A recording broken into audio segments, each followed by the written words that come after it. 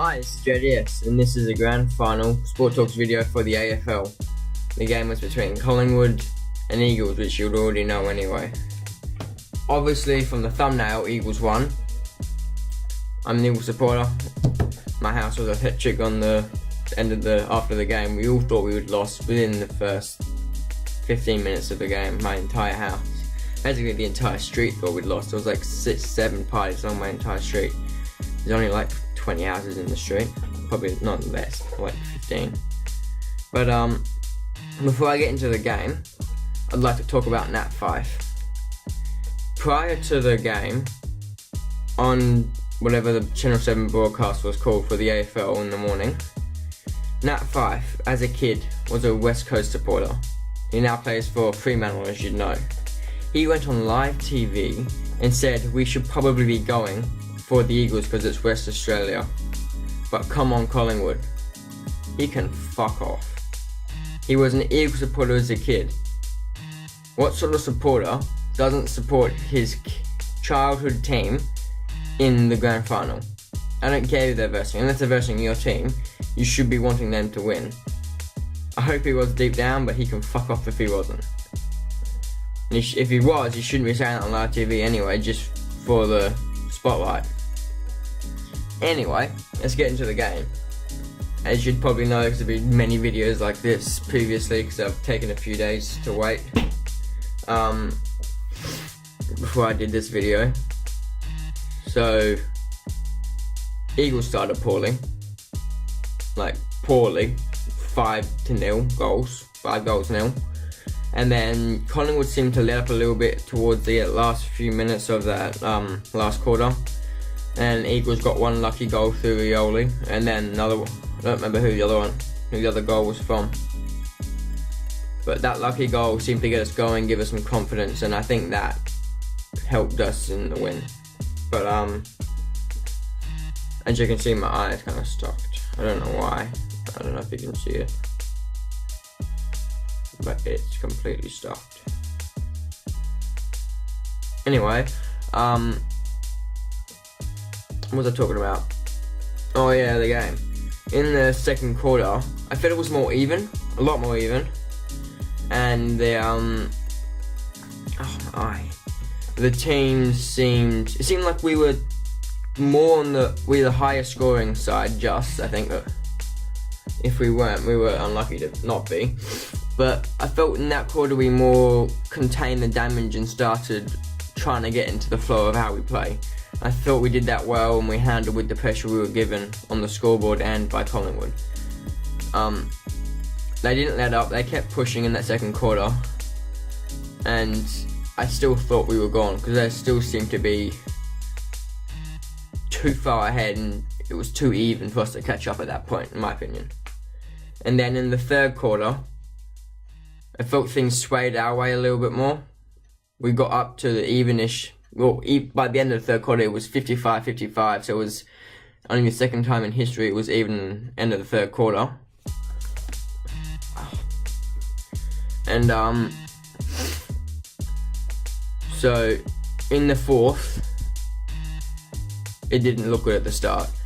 Collingwood came out firing. They looked like they were going to run away with it in the last quarter and show us why they would have deserved it. But once again, as we've done all year, we contain the damage. By we, I mean Eagles. We contain the damage and then chose our moment to kick a goal and win. That goal came through Sheed. But prior to the goals that got us the lead, we kicked 4 points in a row in the grand final, and they weren't the hardest shots in history either. Some of them were. You understand why they were points, but 4 points. Chris Masterton's run, no shit, I would have kicked that. But then, who really cares, it all worked out. She got the mark and kicked the goal from a tight angle. I didn't trust him, but I can't really say I don't like him or distrust him anymore because he just won us the grand final. But then, as the time was ticking down, we had a chance to go up by 2 goals. Kick into Darling, I'd say he had 5-6 meters of free space, and he fucking dropped it. He dropped it in the box with space, and it was straight to his chest. He's lucky we held on and got a mark just outside 50 to stop the play, and basically that sealed the game once he took that mark. Because they had 14 seconds to get the ball up the field and to get a goal. I remember that happening once, and it was with the Eagles when Hearn boosted it to like halfway, and then Nui tapped it down to Shuey, who kicked it up to like Kennedy or something.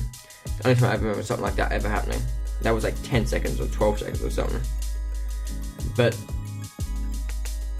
for overall,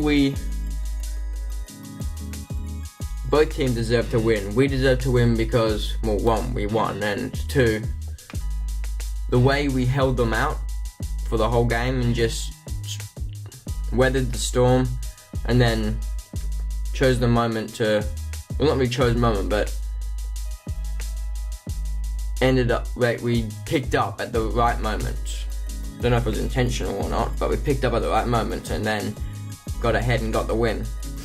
Collingwood, they deserve it obviously because they were in control most of the match. They were in front. They looked like they were going to win basically the entire game for the last 4 minutes, except for a little bit in the third. But the game really represented the entire season for the Eagles, because every single game, apart from one here and there, we were being thrashed. And then, like, not thrashed, but that's probably a harsh way of saying it. We never would start well in the first quarter. We were always weathering the storm for the first 2-3 quarters, and then we'd come back in the last, we'd get them low scoring, come back and score goals to win. It was literally the season, the most stressful season in history.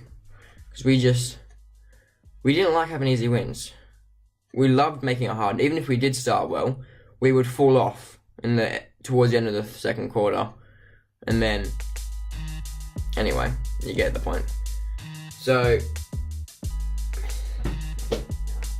Eagles, what was the score in the end? I don't remember the score.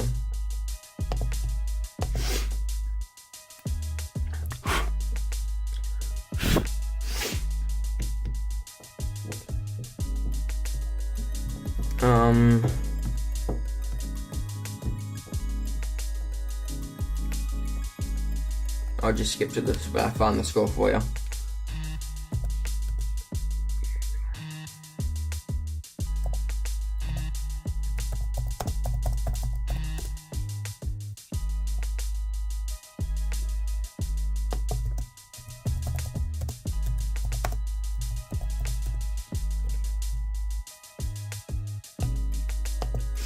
Okay, it was 79-74 to the Eagles.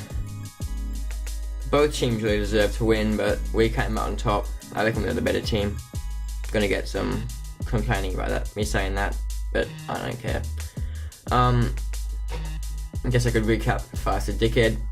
If you didn't mean what he said, you shouldn't have said it. If you did mean what he said, you're a dickhead. You should be supporting your home team, let alone it being your childhood team, a team that's in the state that you play in still.